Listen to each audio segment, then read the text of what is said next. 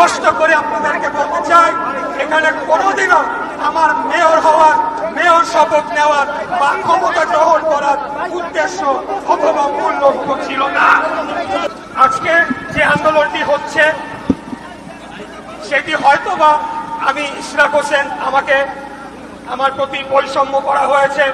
আমি আদালতের রায়ের মাধ্যমে আমি যে মামলাটি করেছিলাম আইন মেনে সেই মামলার রায় পেয়েছি। এখন আইন অনুযায়ী আমার এতদিনের শপথ নিয়ে বসার কথা সেটা দিচ্ছে না। সেটার জন্য হয়তোবা আপনারা অনেকেই মনক্ষুণ্ণ হয়েছেন, এসেছেন। কিন্তু আমি আবারও বলতে চাই, আজকের এই আন্দোলন কোনো এক ব্যক্তির ক্ষমতা অথবা কোনো একটি পদের জন্য লড়াই নয়।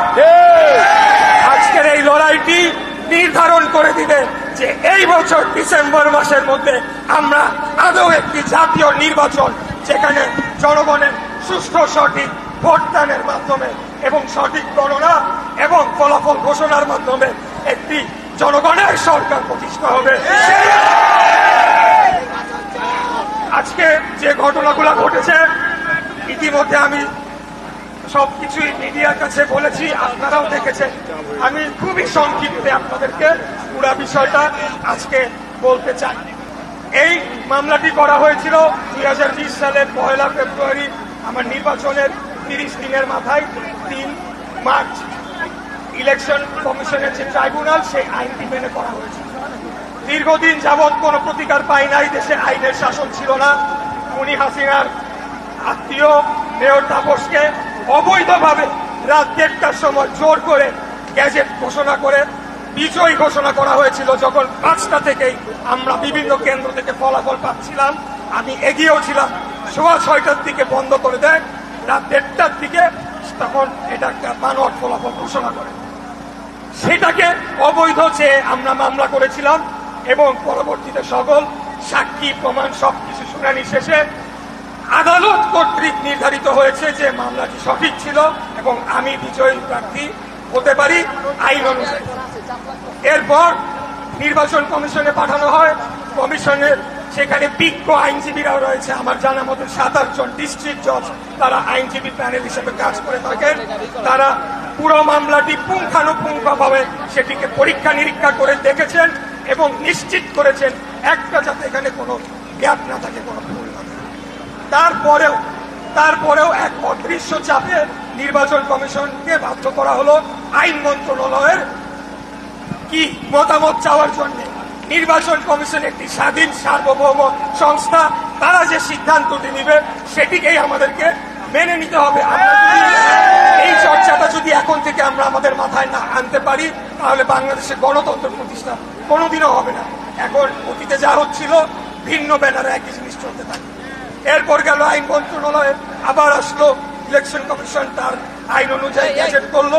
গ্যাজেট করার পর এখন স্থানীয় সরকারের মন্ত্রণালয়ে একমাত্র দায়িত্ব আইন অনুযায়ী কেবলমাত্র প্রধান উপদেষ্টা, মাননীয় প্রধান উপদেষ্টার সাথে আলাপ করে আমার শপথ গ্রহণের অনুষ্ঠান সম্পন্ন করা। এর বাইরে তাদের মতামত দেওয়ার কিছু নাই, কারণ ইতিমধ্যে ভোট নির্বাচন কমিশন আইন মন্ত্রণালয় হয়ে এই ফাইলটি দিয়েছে, তারা শুধুমাত্র শপথের আয়োজন করে। এরপরে আপনারা দেখেছেন একটি নতুন দল, যাদের ব্যাপারে আমি অত্যন্ত আশাবাদী ছিলাম, সত্যি কথা বলতে, যে নতুন তরুণদের একটি দল প্রতিষ্ঠা হচ্ছে। এটা বাংলাদেশের রাজনীতির জন্যও ভালো, আমাদের জন্যও ভালো, তরুণরা নেতৃত্বে এগিয়ে আসুক। কিন্তু আমরা দেখলাম যে দল গঠন করার পর এই সরকারের মধ্যেই তাদের দলের কয়েকজন প্রতিনিধি রয়ে গেল। তার মানে আমরা যে কারণে আন্দোলন শুরু করেছিলাম 2011 সালে, যে একটা সম্পূর্ণ নিরপেক্ষ সরকারের অধীনে জাতীয় নির্বাচন হবে, সেখান থেকে আবার আমরা পেছনে গেলাম। এখানে আমি একজন উপদেষ্টার উদাহরণ দিব, জনাব নাহিদ ইসলাম। অত্যন্ত উনি একটা ভালো পদক্ষেপ নিয়েছেন, প্রশংসনীয়। উনি পদত্যাগ করে গিয়ে রাজনীতি গিয়ে জয়েন করেছেন, রাজনীতি করছেন। কিন্তু বাকি যে 2 জন উপদেষ্টা রয়েছে, তারা এখনো এই সরকারের ভেতরে রয়েছে এবং তাদেরকে মদত দিচ্ছে আরো 2-1 জন উপদেষ্টা, যারা সম্মিলিতভাবে বাংলাদেশ জাতীয়তাবাদী দল আগামীতে যাতে নির্বাচনে না আসতে পারে, ভালো না করতে পারে, রাষ্ট্র ক্ষমতায় না আসতে পারে, আমাদের নেতা দেশে এসে দেশ সংস্কারের যে 31 দফা দিয়েছে সেটাকে বাস্তবায়ন না করতে পারে সেটার মধ্যে যুক্ত রয়েছে। এই যে আমার ঘটনাটি নিয়ে আমরা যেটি দেখতে পেলাম যে সরকারের ভেতর থেকে বিচার বিভাগের উপরে হস্তক্ষেপ করা হয়েছে রায় প্রদানের সময়, নির্বাচন কমিশনকে এক প্রকার জিম্মি করার চেষ্টা করা আজকে হয়েছে, আপনারা দেখেছেন, এবং পুরা সম্পূর্ণ ব্যুরোক্রেসি তারা নিয়ন্ত্রণ করছে। এখন এই অবস্থায় আমার একজন প্রার্থী, আমার সাথে যদি এই আচরণ করা হয়, যখন জাতীয় নির্বাচন হবে, রাষ্ট্র ক্ষমতা পরিবর্তনের প্রশ্ন চলে আসবে, তখন কি আপনারা আশা রাখতে পারেন যে নিরপেক্ষভাবে বাংলাদেশে জাতীয় নির্বাচন হবে এরা এই সরকারে থাকা অবস্থায়? না না না, আপনারা বলেন না কেন ভাই হবে? হাসিনার আমলে কি হয়েছিল? একই কাজ তো করেছিল, সে বিচার বিভাগের উপরে হস্তক্ষেপ করেছে, নির্বাচন কমিশন ধ্বংস করেছে, প্রশাসনকে সে ব্যবহার করেছে, তাই কিনা? আমরা কি আরেকটা স্বৈরাচারের জন্ম হতে দিতে পারি?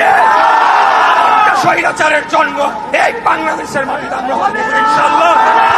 আর যদি হয় হাসিনার যে পরিণতি হয়েছে, 17 বছর আমরা যেভাবে রক্ত ঘাম জীবন এক করে জীবন দিয়ে খুন হয়ে মামলাকে জেল কেটে নির্যাতিত হয়ে খুনি হাসিনার পলায়নের প্রেক্ষাপট রচনা করেছিলাম, আমরা যে কোনো স্বৈরাচারকে যে কোনো সময় উচিত জবাব দেওয়ার জন্য প্রস্তুত রয়েছি।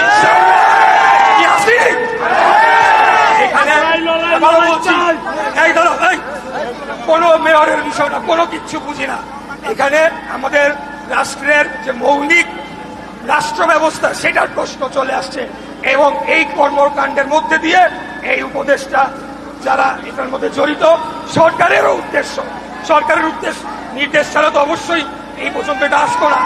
অতএব উদ্দেশ্য সম্পর্কে আমরা জনগণের সামনে আজকে উন্মোচন করে দিলাম। এখন এরা কিভাবে সংশোধন করবে, কিভাবে তারা তাদের নিরপেক্ষতা ফিরে পাবে, সেটা তাদেরকেই সেই পদক্ষেপটা নিতে হবে। এবং আমি ব্যক্তিগতভাবে মনে করি তার প্রথম কাজটি হচ্ছে স্থানীয় সরকার উপদেষ্টা জনাব আসিফ মাহমুদ সজীব ভুঁইয়াকে অবিলম্বে পদত্যাগ করতে হবে। এরপর আরেক ছাত্র নেতা জনাব মাহফুজ আলমের উপদেষ্টা তাকেও পদত্যাগ করতে হবে। এখানে জনাব দুইজন উপদেষ্টার সাথে আমার ব্যক্তিগত কোনো পরিচয়ও নাই, কোনো শত্রুতাও নাই, বৈরিতাও নাই, কোনো কিচ্ছু নাই। এখানে কেবলমাত্র বাংলাদেশের গণতন্ত্র, বাংলাদেশের জনগণের ভোটের অধিকারের জন্য আজকে আমাকে এই আন্দোলন নিয়ে রাস্তায় নামতে হচ্ছে।